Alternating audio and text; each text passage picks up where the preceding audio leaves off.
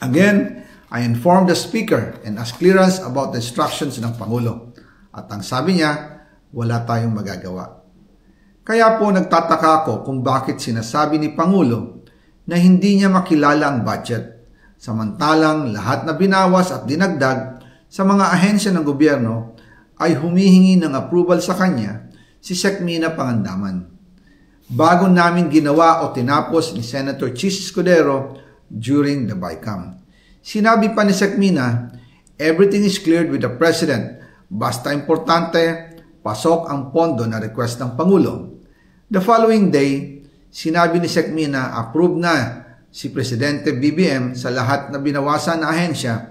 Masaya na ang Pangulo dahil naipasok ang gusto niyang 100 billion insertion. Wala pong perang napunta sa akin.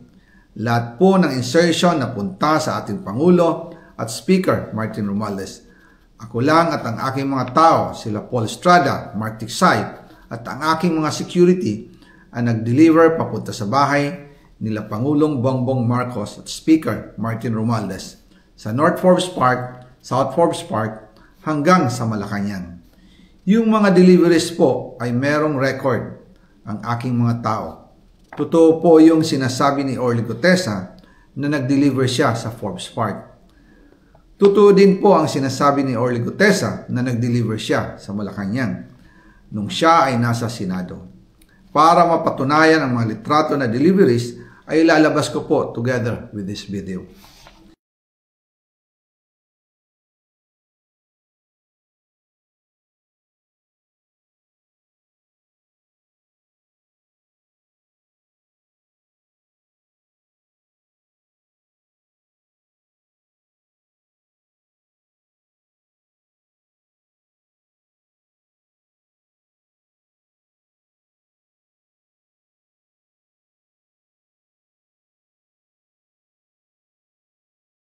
After po ng approval ng budget sa General Appropriations Act of 2025, nagtanong po ako sa DPWH kung magkano ang kailangan na ibigay sa Office of the President o ang SOP na bigayan.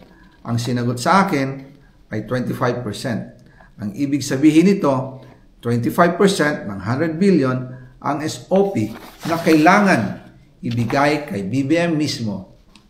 In total, 25 billion ang napunta kay Pangulong Bongbong Marcos.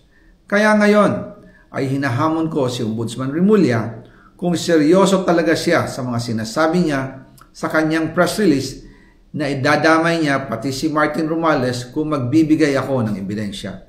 Patunayan niya ngayon ang pronouncement niya.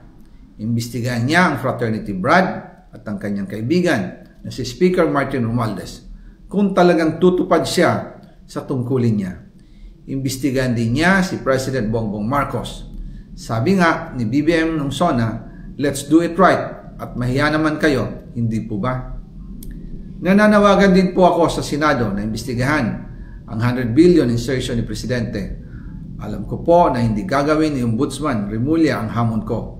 Pero magaling ang Senado sa imbestigasyon at ako ay naniniwala na dahil sa kanila lalabas ang katotohanan.